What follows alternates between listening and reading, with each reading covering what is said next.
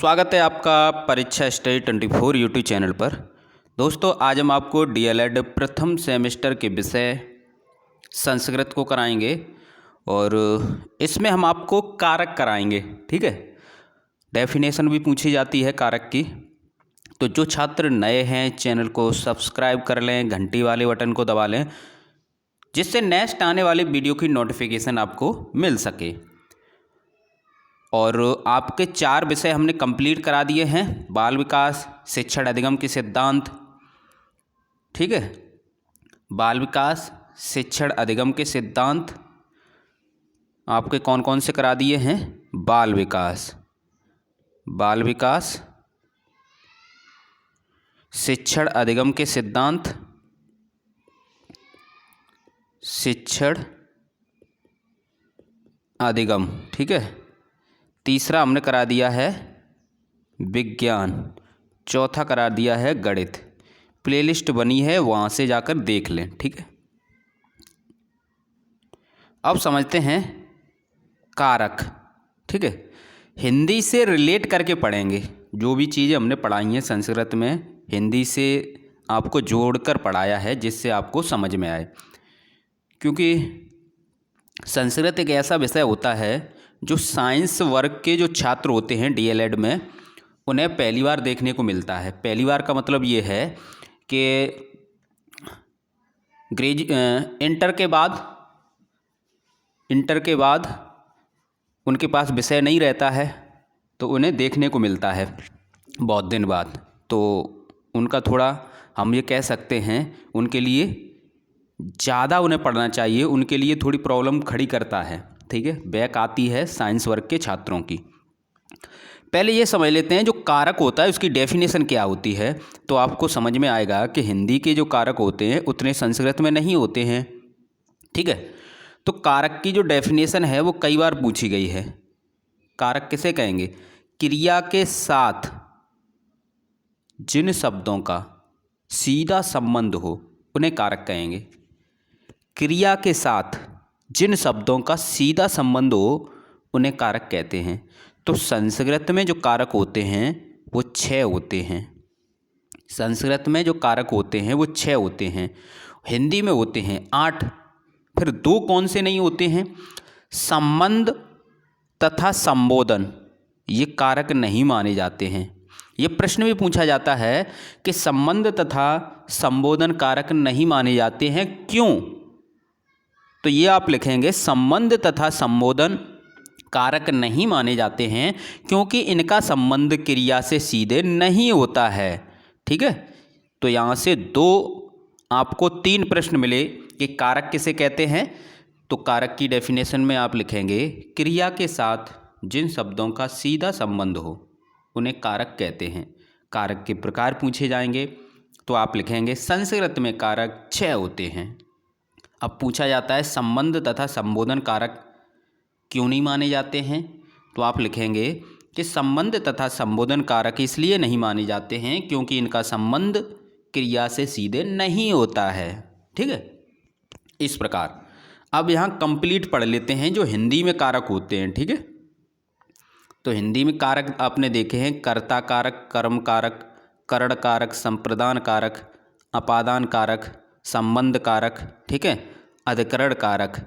ये हिंदी के हैं, लेकिन संस्कृत में संबंध और संबोधन को नहीं लेते हैं क्योंकि परिभाषा थी कि क्रिया के साथ जो सीधा संबंध होगा, जिसका क्रिया के साथ जिन शब्दों का सीधा संबंध होगा वही कारक होंगे, ठीक है। तो यहाँ पर समझ लेते हैं, पहले हिंदी वाले ही समझ लेते हैं कि कर्ता जो चिन्ह होता है, ये पूछ लिया जाता है कभी कभी, कर्ता ने जो चिन्ह क्या है? ने, ठीक है।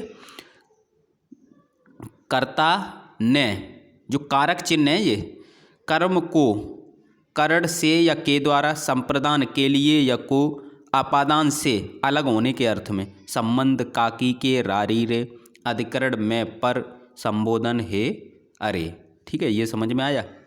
अब यहाँ पर जो शब्द रूप आप याद करोगे उसमें क्या है, उसमें ये जो आपके कारक होंगे, ठीक है, कर्ता कारक में प्रथमा विभक्ति होती है, कर्म कारक में द्वितीय विभक्ति होती है, जो अनुवाद करोगे आप संस्कृत में, समझ रहे हो ना, अनुवाद आएंगे ना आपके पेपर में, उसमें ये काम आएगा।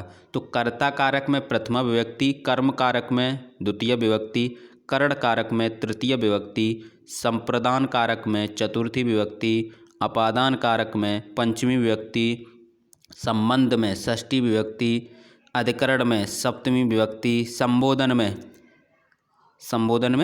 संबोधन होता है। ठीक है, ये रिपीट हो जाता है। जब रूप याद करोगे तो प्रथमा का रूप ये यहाँ रिपीट होगा। तो ये चीज़ें आपको पढ़नी है, केवल परिभाषा में आपको दिखाना है कि जो कारक होते हैं वो 6 होते हैं, लेकिन पढ़ने आपको ये सभी हैं। ठीक है, तो इस प्रकार आप ये समझे। आगे देखते हैं। तो आपके जब लिखने को आए कि 6 कारक कौन से हैं, तो आप लिखेंगे कर्ता कारक, इसका चिन्ह क्या है, ने, इसमें होती है प्रथमा विभक्ति। कर्म कारक, इसका चिन्ह क्या है, को, इसमें होती है द्वितीय विभक्ति। करण कारक, इसका चिन्ह होता है से या के द्वारा, इसकी विभक्ति है तृतीया। संप्रदान कारक, इसका चिन्ह होता है के लिए या को, इसमें विभक्ति होती है चतुर्थी। अपादान कारक, चिन्ह है से, पंचमी विभक्ति।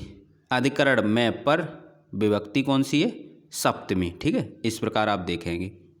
नेक्स्ट एक एक करके इसे डिटेल में समझ लेते हैं, क्योंकि कर्ता कारक की डेफिनेशन पूछी जाए तो आप किस प्रकार लिखेंगे, और ये आपको हमने क्या बताया, अनुवाद में भी काम आएंगे। ठीक है, कर्ता कारक, तो क्रिया को करने वाले को कर्ता कारक कहते हैं।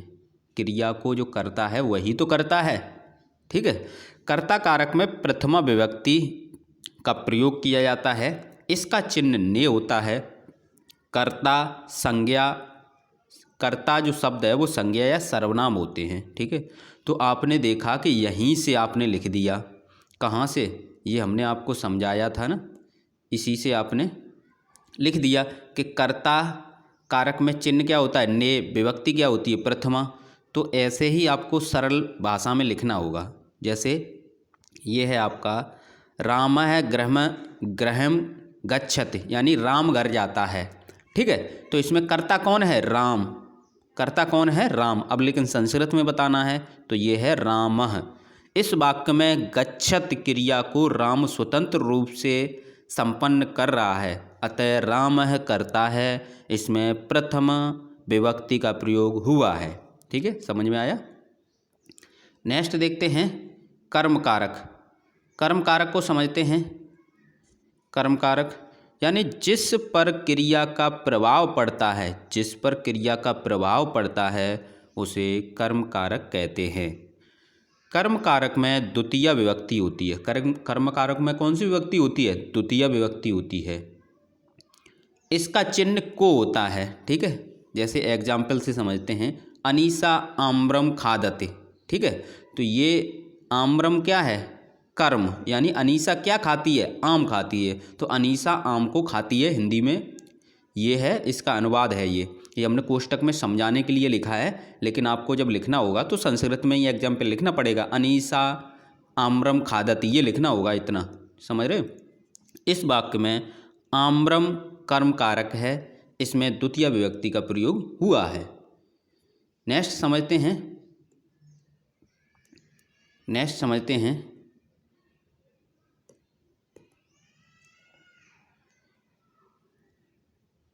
नेक्स्ट देख लेते हैं, समय तथा दूरी बताने, दिशा बताने कर्म कारक का प्रयोग और कहाँ होता है, तो कर्म कारक का प्रयोग होता है समय तथा दूरी बताने में, दिशाएं बताने में, जैसे चारों ओर, सब ओर, पास, निकट, ये सभी। ठीक है। करण कारक, करण कारक को समझते हैं, जिस साधन के द्वारा क्रिया की जाती है, जिस साधन के द्वारा क्रिया की जाती है उसे क्या कहते हैं, करण कारक कहते हैं। करण कारक में तृतीय विभक्ति का प्रयोग होता है, इसका चिन्ह से या के द्वारा होता है, जैसे त्वम हस्तेन लिखति। ठीक है, किस साधन का प्रयोग कर रहे हैं, यानी तुम हाथ से लिखते हो, तो हस्तेन ये क्या है, करण कारक है। इस वाक्य में हस्तेन करण कारक है, इसमें तृतीय विभक्ति का प्रयोग हुआ है। किस में हुआ है, इसमें हुआ है हस्तेन में तृतीय विभक्ति। इसी प्रकार आप देखेंगे कि जो रूप लग रहे हैं, जैसे आम्रम क्यों हुआ, आम्रम इसमें हुआ कि इसमें द्वितीय विभक्ति का प्रयोग हुआ है। ठीक है, समझ रहे हो। ऐसे कर्ता में क्या होता है, प्रथमा विभक्ति होती है। तो राम है क्या है, जब राम के रूप आप पढ़ेंगे तो उसमें राम है प्रथमा विभक्ति है। ठीक है, तो ये चीज़ें बहुत ज़रूरी है जानना, तभी आप अनुवाद कर पाओगे। नेक्स्ट है आपका अनुवाद के लिए कुछ और पॉइंट है, जैसे अंगों के विकार हो, जब अंगों में विकार हो, जैसे वह आँख से अंधा है, साथ के अर्थ में, जैसे मोहन माता जी के साथ है तो वहाँ भी क्या है, तृतीया विभक्ति का प्रयोग होगा। ठीक है, वहाँ क्या होगा, तृतीय विभक्ति का प्रयोग होगा। संप्रदान कारक, जिसके साथ क्रिया की जाए उसे संप्रदान कारक कहते हैं। संप्रदान कारक में चतुर्थी विभक्ति का प्रयोग होता है तथा इसका चिन्ह के लिए या को होता है। जैसे माता जी बेटी को खाना देती हैं। ठीक है, तो किसको देती हैं, बेटी को। ठीक है, सुताये यानी माता सुताये भोजनम यच्छते, तो सुताये में क्या है, आपकी चतुर्थ विभक्ति का प्रयोग हुआ है। ठीक है, इस वाक्य में सुताये संप्रदान कारक है, इसमें चतुर्थी विभक्ति का प्रयोग हुआ है। ठीक है, नमस्कार, कल्याण, गुण, रुचि के अर्थ में भी आपके चतुर्थ विभक्ति का प्रयोग होता है। अपादान कारक, जिससे किसी वस्तु या व्यक्ति के अलग होने का भाव प्रकट हो। जैसे पत्ता क्या है, वृक्ष से गिर गया, यानी वृक्ष में अब जुड़ेगा नहीं, टूट गया बिल्कुल। तो अपादान कारक में पंचमी विभक्ति का प्रयोग होता है, ये पूछा गया है कई बार। इसका चिन्ह से होता है, जैसे पेड़ से फल गिरते हैं तो वृक्षात फलानि पतन्ते, तो आपकी जो पंचमी विभक्ति का प्रयोग हुआ है वो हुआ है वृक्षात में। ठीक है, ये आपको समझना था। नोट समझ लेते हैं, ये सब हम नोट में क्यों बता रहे हैं, ये आपको ज़रूरत पड़ेगी अनुवाद में। डर, रक्षा, घृणा, विराम, भूल, अलग, बिना, नियमपूर्ण, कुछ पढ़ाया जाए, ये इनका प्रयोग पंचमी विभक्ति होगा इनमें। ठीक है, इनमें किसका प्रयोग होगा, पंचमी विभक्ति। अधिकरण, इसमें देखते हैं, जिस शब्द से क्रिया के आधार का बोध हो उसे अधिकरण कहते हैं। अधिकरण में क्या होता है, सप्तमी विभक्ति का प्रयोग होता है, इसका चिन्ह होता है मैं या पर। जैसे छात्र विद्यालय में पढ़ते हैं तो विद्यालय में आपकी सप्तमी विभक्ति है, छात्राः विद्यालये पठन्ते। ठीक है, समुदाय, धातु या व्यक्ति की विशेषता बताई जाए, वहाँ पर भी क्या है, आपकी सप्तमी विभक्ति का प्रयोग होगा। नेक्स्ट है संबंध कारक। ये देखो, कारक लिखे जाएं वो अलग चीज़ है, पूछे जाएं वो अलग चीज़ है, तब आपको 6 लिखने हैं, लेकिन ये ट्रांसलेशन यानी जो अनुवाद करेंगे उसके लिए पढ़ना बहुत ज़रूरी है। ठीक है, षष्ठी विभक्ति, संबंध में क्या होता है, षष्ठी विभक्ति, जो किसी वस्तु या व्यक्ति से संबंध प्रकट करे उसे संबंध कारक कहते हैं। संबंध कारक में षष्ठी विभक्ति का प्रयोग होता है। ठीक है, चिन्ह क्या होता है, काकी के रारी रे। जैसे विपिन की पुत्री अनीसा है तो विपिनस्य पुत्री अनीसा, तो विपिन में क्या है, विपिन में क्या है, षष्ठी विभक्ति का प्रयोग हुआ है, तभी हुआ है ये विपिनस्य। अब समझ लेते हैं विभक्ति। ठीक है, जो आपकी विभक्ति हैं उसे समझ लेते हैं। विभक्ति की डेफिनेशन आपके पेपर में पूछी जाती है। विभक्ति, क्रिया के साथ संज्ञा शब्दों का संबंध प्रकट करने के लिए जिन चिन्हों का प्रयोग किया जाता है उन्हें विभक्ति कहते हैं। ठीक है, तो परिभाषा आप लिख सकते हो क्रिया के साथ, तो विभक्ति की आप परिभाषा लिख सकते हो। विभक्ति की परिभाषा पूछी गई है, ध्यान रखना। क्रिया के साथ संज्ञा शब्दों का जो क्रिया होती है, ठीक है, उसके साथ जो संज्ञा शब्द होते हैं उनका संबंध प्रकट करने के लिए जिन चिन्हों का प्रयोग किया जाता है उन्हें ही विभक्ति कहते हैं। इतना ही आप याद कर लें। ठीक है, विभक्ति के प्रकार देख लें। संस्कृत में 7 विभक्ति होती हैं, कारक होते हैं 6, विभक्ति होती हैं 7। इसमें क्या है, संबोधन नहीं लेते हैं, बाद बाकी हिंदी वाले सभी होते हैं। तो संस्कृत में विभक्ति 7 होती हैं, संबोधन में प्रथमा विभक्ति होती है, इसलिए इसे विभक्ति नहीं मानते हैं। हमने आपको बताया था जब रूप याद करोगे तो आपको समझ में आएगा, जो प्रथम रूप है उसे ही लिख देते हैं, कोई नया रूप तो होता नहीं है। ठीक है, तो देखते हैं कौन कौन सी विभक्ति हैं आपके। तो क्रम से यही हैं, प्रथमा विभक्ति, द्वितीय विभक्ति, तृतीया, चतुर्थी, पंचम, षष्ठी, सप्तमी। ठीक है, अब इनमें कारक पूछे जाएं तो प्रथमा में कर्ता कारक चिन्ह ने होता है, द्वितीया में कर्म कारक होता है, चिन्ह को होता है, तृतीया में करण कारक होता है, चिन्ह से या के द्वारा होता है, चतुर्थी में संप्रदान कारक होता है, चिन्ह के लिए या को होता है, पंचमी में अपादान कारक होता है, चिन्ह से होता है जब कोई वस्तु कहीं से अलग होती है, जैसे पेड़ से पत्ता गिरा तो इसका मतलब यह है टूटेगा तभी तो गिरेगा। ठीक है, षष्ठी विभक्ति में क्या होता है, संबंध कारक, चिन्ह होते हैं काकी के, रारी रे। सप्तमी विभक्ति में अधिकरण कारक, चिन्ह होता है मैं या पर। ठीक है, कुछ चीज़ें और हम आपको बता देते हैं, ये बहुत ज़रूरी है। ठीक है,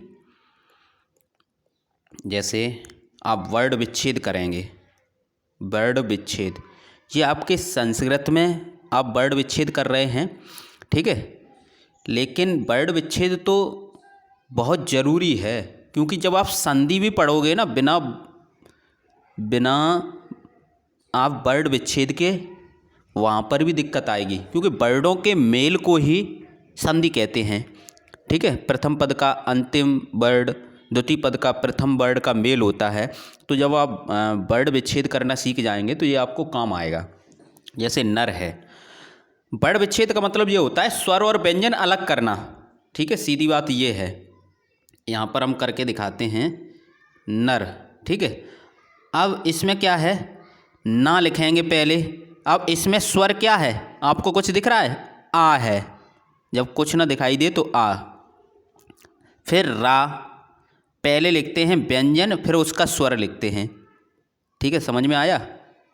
इसी प्रकार आप ये देखेंगे लता में, लता में क्या है, पहले ला फिर आ। ता देखेंगे, पहले ता फिर इसमें स्वर क्या है, बड़ा आ। समझ में आ गया। कवि में देखते हैं पहले का और इसमें स्वर क्या है, आ। फिर लिखेंगे बी यानी बा, इसमें स्वर क्या है, छोटी ई। समझ में आया। नदी, ना आ, दा में क्या है, नीचे हलंत लगाएंगे। ये हलंत का मतलब ये है स्वर रहित, ये व्यंजन स्वर रहित है, स्वर हमने निकाल दिया है। ठीक है, तो इसी प्रकार बड़ी, दी में किसकी मात्रा है, बड़ी की। ठीक है, यानी स्वर क्या है, बड़ी। तो इस प्रकार आपने ये समझा, ये बहुत ज़रूरी है। ठीक है, इसी प्रकार आप कर सकते हो। थोड़ा और समझ लेते हैं कि आपको शब्द रूप क्या क्या पेपर में आएगा। शब्द रूप लिखने को आएगा, उसमें पूछा जाएगा विभक्ति कौन सी है, वचन कौन सा है, लिंग कौन सा है, ये पेपर में पूछे जाते हैं। समझ में आया। और शब्द के प्रकार पूछे जाएंगे, शब्द का लिंग पूछ लिया जाता है, ये आपके शब्द से प्रश्न पूछे जाते हैं, ये शब्द रूप से प्रश्न पूछे जाते हैं आपके पेपर में, ये भी आपको पता होना चाहिए। ठीक है, अब यहाँ पर इकारांत उकारांत क्या होता है ये समझ लेते हैं। लास्ट में जो आए वही होता है, जैसे आ आया लास्ट में, नर में क्या है, ये अकारांत है क्या है या इकारांत है। तो आपने देखा लास्ट में आ आया तो अकारांत, लास्ट में बड़ा आया तो आकारांत हो गया शब्द। और कवि में क्या है, कवि क्या है, इकारांत शब्द है, लास्ट में क्या आया, ई आया, छोटी ई। नदी क्या है, ई कारांत है कि अंतिम जो आपका वर्ड है वो ई था, बड़ी। गुरु क्या है, उकारांत है क्योंकि अंत में उ आया। तो ये बहुत ज़रूरी है। तो कोशिश हमारी ये रहती है कि एग्ज़ाम में जितने भी प्रश्न आएँ आप कर सकें। ठीक है, और प्रीवियस ईयर पेपर हम पहले ही देख लेते हैं, उसके बाद आपको पढ़ाते हैं। तो जितने प्रीवियस ईयर पेपर हुए हैं वो हम सब देख रखे हैं और हम आपसे पहले वाला भी बैच पढ़ाया है, तो हमें आइडिया है कि क्या क्या प्रश्न बनते हैं। ठीक है, क्योंकि जिन्हें संस्कृत कठिन लगती है उनके लिए बहुत दिक्कत होगी, क्योंकि ग्रामर का पोर्शन आता है 50% लगभग। तो इसलिए ये ग्रामर का पोर्शन किया कैसे जाता है, इसके लिए हम बेसिक आपको बता देते हैं कहाँ से क्या करना होगा। ठीक है, थैंक यू दोस्तों। वीडियो को शेयर करें, लाइक करें।